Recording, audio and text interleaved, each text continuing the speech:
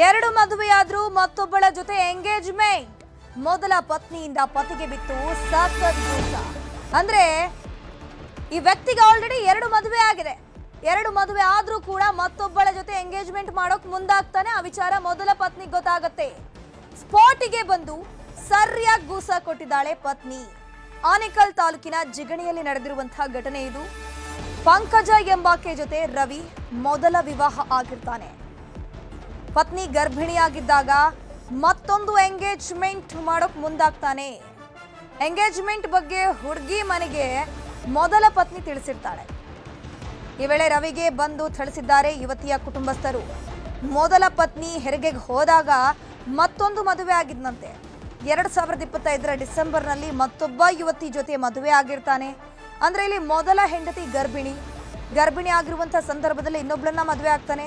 ಕಳೆದ 2025 ಡಿಸೆಂಬರ್ ಅಲ್ಲಿ, ಈಗ ಏಪ್ರಿಲ್ ನಲ್ಲಿ ಮತ್ತೊಂದು ಎಂಗೇಜ್ಮೆಂಟ್ ಆಗೋಕ್ ಹೊರಟಿದ್ದಾನೆ. ತನಗೆ ಮದುವೆ ಆಗಿಲ್ಲ ಅಂತ ಹೇಳ್ಕೊಂಡು ಸುಳ್ಳು ಹೇಳಿ ಮದುವೆಗೆ ಬಂದಿರ್ತಾನೆ.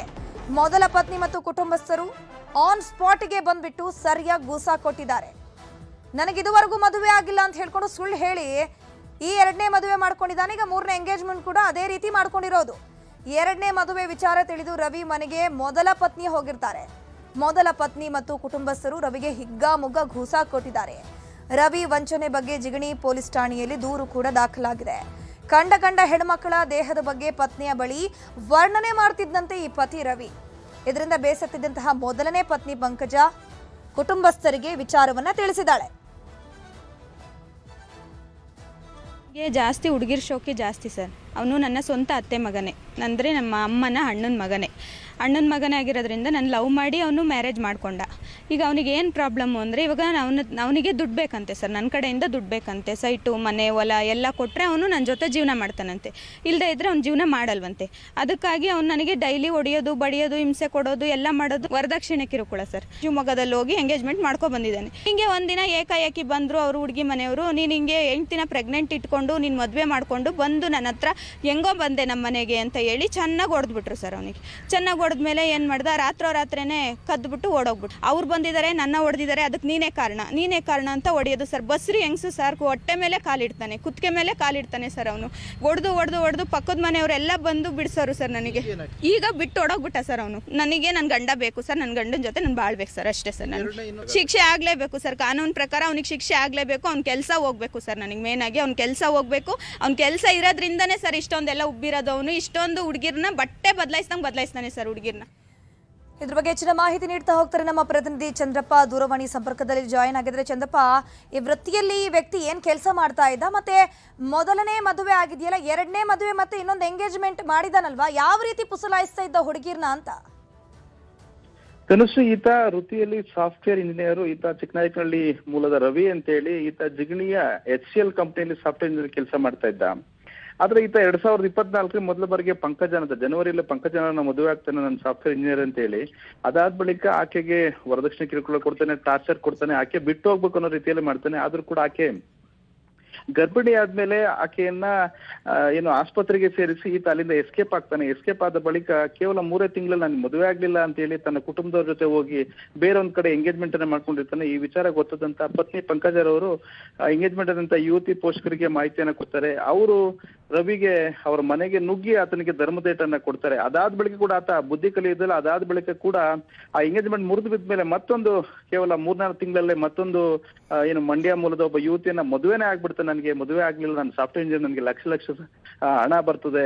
ಅವರು ಕೂಡ ಅಳಿನಿಗೆ ಸಾಫ್ಟ್ವೇರ್ ಇಂಜಿನಿಯರ್ ಇದ್ದಾನೆ, ಲಕ್ಷ ಸಂಪಾದನೆ ಅಂದ್ರೆ ವೇತನ ಇದೆ, ಹಾಗಾಗಿ ನನ್ನ ಮಗಳು ಚೆನ್ನಾಗಿರ್ತಾಳೆ ಅಂತಿಲ್ಲ. ಅವರು ಕೂಡ ಇವರ ಮಾತಿಗೆ ಮರಳ ಇಡೀ ಕುಟುಂಬ, ಇವರ ಅಕ್ಕಂದರಿದ್ದಾರೆ ಮತ್ತೆ ಇವ್ರ ಭಾವಂದ್ರು, ಇವರೆಲ್ಲರೂ ಕೂಡ ಈತನಿಗೆ ಮದುವೆ ಆಗಿಲ್ಲ ಅಂತೇನೆ ಏನು ಮಂಡ್ಯ ಯುವತಿಗೆ ಕುಟುಂಬದವರಿಗೆ ನಂಬಿಸಿ ಮದುವೆಯನ್ನ ದೇವಸ್ಥಾನದಲ್ಲಿ ಮದುವೆ ಮಾಡ್ತಿರ್ತಾರೆ. ಗ್ರ್ಯಾಂಡ್ ಆಗಿ ಮದುವೆ ಮಾಡ್ಕೊಡ್ತೀವಿ ಅಂದ್ರೂ ಕೂಡ ಇವ್ರು ಒಪ್ಪೋದಿಲ್ಲ. ಇಲ್ಲ, ಸರಳವಾಗಿ ಮದುವೆ ಮಾಡ್ಕೊಡಿ ಅಂತ ಹೇಳಿ ಒಂದಷ್ಟು ಒಡವೆಗಳನ್ನ ಮತ್ತೆ ಹಣವನ್ನ ಇವರು ವರದಕ್ಷಿಣೆ ಪಡೆದುಕೊಂಡು ಆಕೆ ಕೂಡ ಮೋಸ ಮಾಡಿದ್ದಾರೆ. ಈ ವಿಚಾರ ತಿಳಿದಂತ ಪತ್ನಿ ಪಂಕಜರವರು ಕೂಡ ಜಿಗಣಿಯಲ್ಲಿ ಇವರು ವಾಸ ಇರ್ತಾರೆ. ಆ ಮನೆಗೆ ಕೂಡ ಅಲ್ಲೇ ನಡೆಸ್ತಾರೆ, ಗಲಾಟೆ ಆಗ್ತದೆ. ಅಲ್ಲಿ ಕೂಡ ಈತನಿಗೆ ಗೂಸ ಬೀಳ್ತಾರೆ. ಜೊತೆಗೆ ಜಿಗಣಿ ಪೊಲೀಸ್ ಠಾಣೆ ಪ್ರಕರಣ ಕೂಡ ದಾಖಲಾಗಿದೆ. ಜಿಗಣಿ ಪೊಲೀಸ್ ಠಾಣೆ ಪ್ರಕರಣ ದಾಖಲಾಗಿದಂತೆ ಆರೋಪಿ ರವಿಗೆ ಎಸ್ಕೇಪ್ ಆಗಿದ್ದಾನೆ. ಥ್ಯಾಂಕ್ ಯು ಚಂದ್ರಪ್ಪ ತಮ್ಮೆಲ್ಲ ಮಾಹಿತಿಗಾಗಿ. ಬೆಂಗಳೂರಿನಲ್ಲಿ ಬೆಕ್ಕಿನ ವಿಚಾರಕ್ಕೆ ಕಿರಿಕಾಗಿದೆ. ವಿಚಿತ್ರ ಘಟನೆ ಅಂತಾನೆ ಹೇಳಬಹುದು. ಅಕ್ಕಪಕ್ಕದ ಮನೆಯವರ ನಡುವೆ ಟಾಕ್ ವಾರ್ ಆಗಿರುವಂತದ್ದು ಬರೀ ಬೆಕ್ಕಿನ ವಿಚಾರಕ್ಕೆ. ಇದು ಬೆಕ್ಕು ಮತ್ತು 4 ಮರಿಗಳ ಕಹಾನಿ. ಹೆಣ್ಣು ಬೆಕ್ಕು ಮರಿ ಹಾಕಿದ್ದಕ್ಕೆ ಮಾಲೀಕರು ಫೈಟ್ಗಳನ್ನು ಮಾಡಿಕೊಂಡಿದ್ದಾರೆ. ಹೆಣ್ಣು ಬೆಕ್ಕು ಮರಿ ಹಾಕಿದ್ದಕ್ಕೆ ಗಂಡು ಬೆಕ್ಕಿನ ಓನರ್ಗೆ ಆವಾಜನ್ನ ಹಾಕಿದ್ದಾರೆ ಹೆಣ್ಣು ಬೆಕ್ಕಿನ ಮಾಲೀಕರು. ಯಾಕಂದ್ರೆ ಹೆಣ್ಣು ಬೆಕ್ಕು 4 ಮರಿಗೆ ಜನ್ಮ ಕೊಟ್ಟಿದೆ. ಗಂಡು ಬೆಕ್ಕಿನ ಮಾಲೀಕರಿಗೆ ಮನ ಬಂದಂತೆ ಬೈಗುಳ. ಒಂದು ಬೆಕ್ಕು ಮರಿಯನ್ನ ತಂದು ಬಿಸಾಡಿ ಕ್ಯಾತೆ ಶುರು ಮಾಡಿದ್ದಾರೆ. ಅಂದ್ರೆ ಈ ಬೆಕ್ಕುಗಳ ಓನರ್ಸ್ಗಳು ಅಕ್ಕಪಕ್ಕದ ಮನೆಯವರೇ.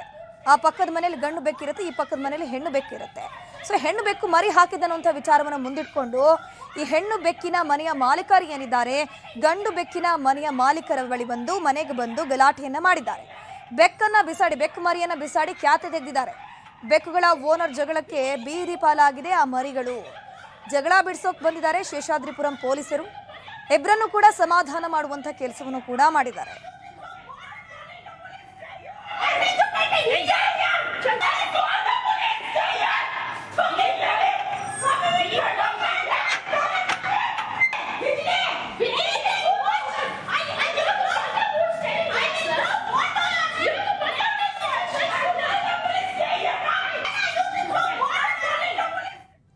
ಇದ್ರ ಬಗ್ಗೆ ಹೆಚ್ಚಿನ ಮಾಹಿತಿ ನೀಡ್ತಾ ಹೋಗ್ತಾರೆ ನಮ್ಮ ಪ್ರತಿನಿಧಿ ಪ್ರಗತಿ ಶೆಟ್ಟಿ. ನೇರ ಸಂಪರ್ಕದಲ್ಲಿ ಜಾಯ್ನ್ ಆಗಿದ್ರೆ ಪ್ರಗತಿ, ಏನಿದು ಬೆಕ್ಕಿನ ಕಹಾನಿ? ಯಾಕೆ ಎಕ್ಸಾಕ್ಟ್ಲಿ ಜಗಳ ಶುರುವಾಗುತ್ತೆ? ಸದ್ಯಕ್ಕೆ ಈ ಒಂದು ಜಗಳ ಇತ್ಯರ್ಥ ಆಯ್ತಾ ಹೇಗೆ? ಧನುಶ್ರೀ, ಬೆಂಗಳೂರಿನಲ್ಲಿ ಎಂತೆಂಥ ವಿಚಾರಕ್ಕೆ ಜಗಳ ಆಗುತ್ತೆ ಅಂತ ಹೇಳೋದಕ್ಕೆ ಸಾಧ್ಯ ಇಲ್ಲ. ಇದಕ್ಕೆ ಇದೊಂದು ಉದಾಹರಣೆ ಅಂತ ಹೇಳ್ಬೋದು.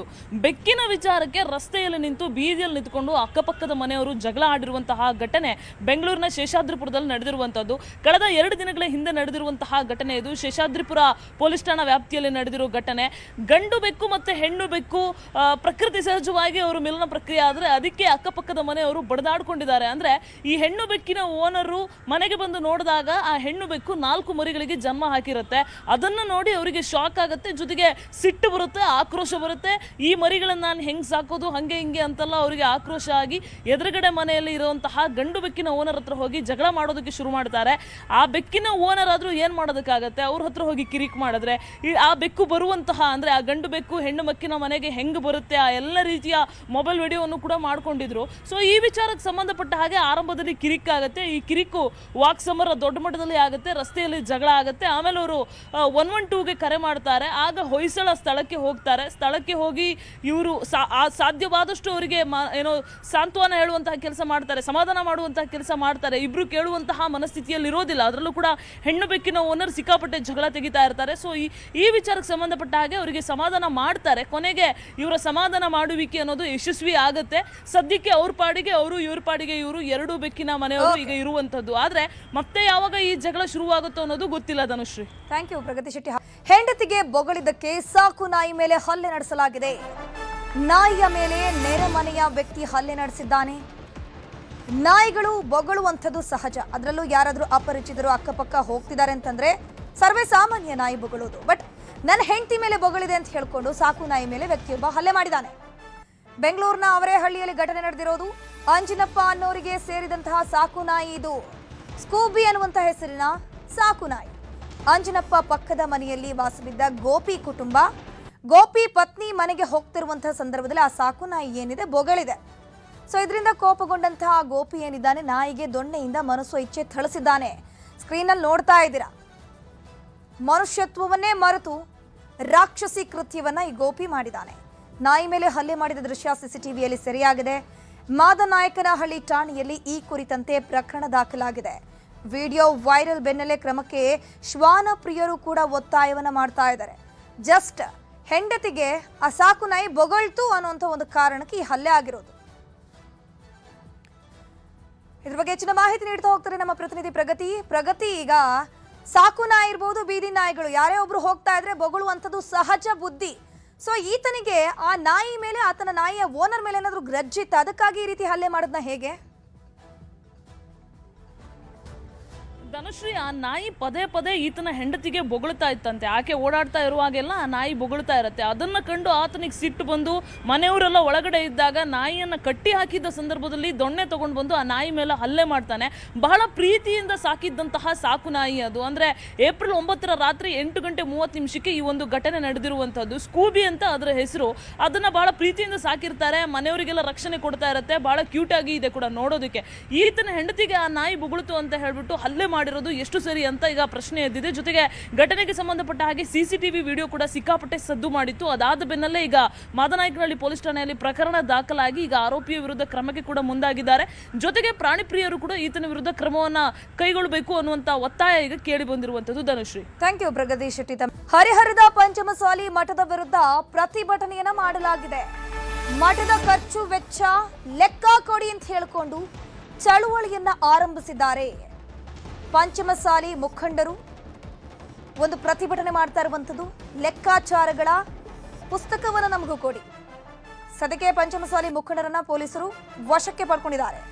ಸರ್ಕಾರ ಕೊಟ್ಟಂತಹ 15 ಕೋಟಿ ಏನಾಯ್ತು ಅಂತ ಪ್ರಶ್ನೆಯನ್ನ ಮಾಡ್ತಾ ಇದ್ದಾರೆ.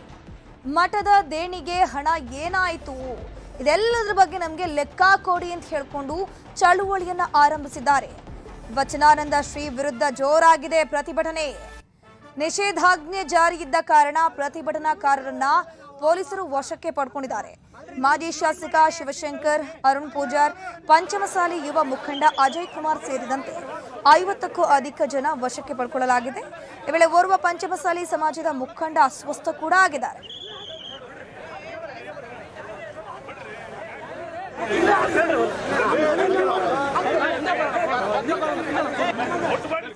ಇದ್ರ ಬಗ್ಗೆ ಹೆಚ್ಚಿನ ಮಾಹಿತಿ ನೀಡ್ತಾ ಹೋಗ್ತಾರೆ ನಮ್ಮ ಪ್ರತಿನಿಧಿ ಸಂಜಯ್. ದೂರವಾಣಿ ಸಂಪರ್ಕದಲ್ಲಿ ಜಾಯಿನ್ ಆಗಿದ್ದಾರೆ. ಸಂಜಯ್, ಹರಿಹರದ ಪಂಚಮಸಾಲಿ ಮಠದ ವಿರುದ್ಧ ಪ್ರತಿಭಟನೆ ಆಗ್ತಿದೆಯಲ್ಲ, ಇಲ್ಲೇನಾದ್ರೂ ಗೋಲ್ಮಾಲ್ ಆಗಿದ್ಯಂತ ಏನು ಪ್ರತಿಭಟನಾಕಾರರು ಏನ್ ಹೇಳ್ತಿದ್ದಾರೆ? ಧನುಶ್ರೀ, ಏನು ಕಳೆದ 1 ತಿಂಗಳಿಂದನೂ ಕೂಡ ಈ ಒಂದು ಮಠದ ಏನು ವೀರಶೈವ ಲಿಂಗಾಯತ ಪಂಚಮಸಾಲಿ ಮಠದ ಒಂದು ಗಲಾಟೆ ನಡೀತಿರುವಂತದ್ದು, ಏನು ಟ್ರಸ್ಟಿ ಮತ್ತು ಭಕ್ತರ ನಡುವೆ ಒಂದು ಗಲಾಟೆ ನಡೀತಿರುವಂತದ್ದು. ಯಾಕಂದ್ರೆ ಈಗ ಕೆಲ ಟ್ರಸ್ಟಿಗಳು ಒಂದಿಷ್ಟು ಹಣ ಸರ್ಕಾರದಿಂದ ಬಿಡುಗಡೆ ಆದಂತಹ 15 ಕೋಟಿಗೂ ಅಧಿಕ ಹಣವನ್ನ ಏನು ನುಂಗ್ ಹಾಕಿದ್ದಾರೆ ಅಂತ ಹೇಳಿ ಒಂದಿಷ್ಟು ಆರೋಪಗಳು ಕೇಳಿ ಬಂದಿತ್ತು. ಈ ಬೆನ್ನಲ್ಲೇ ಲೆಕ್ಕ ಕೊಡಿ ಅಂತ ಹೇಳಿ ಕೆಲವೊಂದಿಷ್ಟು ಈ ಕಳೆದ 15 ದಿನಗಳಿಂದ ಒಂದು ಅಭಿಯಾನವನ್ನು ಕೂಡ ಮಾಡಲಾಗಿತ್ತು. ಹಾಗಾಗಿ ಅವರು ಟ್ರಸ್ಟಿಗಳು ಬಂದಾಗ ಏನು ಮಠದ ಭಕ್ತರು ಇರ್ತಾರಲ್ಲ, ಮಠದ ಭಕ್ತರು ಬಂದಂತ ಸಂದರ್ಭದಲ್ಲಿ ಟ್ರಸ್ಟಿಗಳು ಕೂಡ ಇರ್ತಾರಲ್ಲ. ಹೀಗಾಗಿ ಒಂದಿಷ್ಟು ಗೊಂದಲಗಳಿಗೆ ಇವತ್ತು ಅಂತಿಮವಾಗಿ ಏನು ಟ್ರಸ್ಟಿಗಳು ಒಂದು ತೀರ್ಮಾನಕ್ಕೆ ಬಂದು ಹೇಗಾದ್ರೂ ಮಾಡಿ ಇದನ್ನ ಬಗೆಹರಿಸಬೇಕಂತ ಟ್ರಸ್ಟಿಗಳು ಒಳಗಡೆ ಒಂದು ಮೀಟಿಂಗ್ ಅನ್ನು ಮಾಡ್ತಾ ಇದ್ರೆ, ಈ ವೇಳೆ ಕೆಲ ಭಕ್ತರು ಕೂಡ ಆಗಮಿಸಿದ್ರು. ಭಕ್ತರು ಬಂದಂತ ಸಂದರ್ಭದಲ್ಲಿ ಇಲ್ಲಿ ಏನು 144 ಸೆಕ್ಷನ್ ಜಾರಿಯಾಗಿ ಇಲ್ಲಿ ಯಾರು ಕೂಡ ಬರಬಾರ್ದು ಅಂತ ಹೇಳಿ ಒಂದು ಆದೇಶವನ್ನು ಮಾಡಿಸಿದ್ರು. ಆಗ ಇಲ್ಲಿ ಭಕ್ತರು ಏನು ಮಠದ ಒಳಗೆ ಹೋಗುವಂತಹ ಸಂದರ್ಭದಲ್ಲಿ ಸಾಕಷ್ಟು ಒಂದಿಷ್ಟು ಗೊಂದಲಗಳಾಯ್ತು. ಆದ್ರೆ ಪೊಲೀಸರು ಕೂಡ ಭಕ್ತರನ್ನ ಬಿಟ್ಟಿರಲಿಲ್ಲ. ಏನು ಸುಮಾರು ವರ್ಷಗಳಿಂದ ಮಠಕ್ಕೆ ಬಾರದಂತಹ ಏನು ಮಾಜಿ ಶಾಸಕ ಏನು ಶಿವಶಂಕರ್ HS ಏನಿದ್ರೆ ಅವರು ಕೂಡ ಇವತ್ತು ಆಗಮಿಸಿದ್ರು. ಬಂದಂತ ವೇಳೆ ಒಂದಿಷ್ಟು ಮಾತಿಗೆ ಮಾತು ಪೊಲೀಸರು ಮತ್ತು ಈ ಭಕ್ತರ ಮಧ್ಯೆ ನಡೆದಂತ ಸಂದರ್ಭದಲ್ಲಿ ಈ ವೇಳೆ ಏನು ಕೆಲವೊಂದು 50ಕ್ಕೂ ಅಧಿಕ ಒಂದು ಭಕ್ತರನ್ನ ಏನು ಶಾಸಕರು ಸೇರಿದಂತೆ ಈಗ ರಾಣೆಬೆನ್ನೂರು ಮಾಜಿ ಶಾಸಕ ಅರುಣ್ ಪೂಜಾರ್ ಇರ್ಬೋದು, ಏನು ಹರಿಹರ ಶಾಸಕ HS ಶಿವಶಂಕರ್ ಸೇರಿದಂತೆ 50ಕ್ಕೂ ಅಧಿಕ ಜನರನ್ನ ಈಗ ಬಂಧನ ಮಾಡಿರುವಂತದ್ದು. ಸದ್ಯಕ್ಕೆ ಈಗೇನು ವಾತಾವರಣ ಬಹಳಷ್ಟು ಬೂದಿ ಮುಚ್ಚಿದ ಕೆಂಡದಂತಿದೆ. ಹಾಗಾಗಿ ಸಾಕಷ್ಟು ಪೊಲೀಸ್ ಭದ್ರತೆ ಕೂಡ ಇಲ್ಲಿ ನಿಯೋಜನೆ ಮಾಡಲಾಗಿದೆ. ಥ್ಯಾಂಕ್ ಯು ಸಂಜಯ್ ತಮ್ಮೆಲ್ಲ ಮಾಹಿತಿಗಾಗಿ.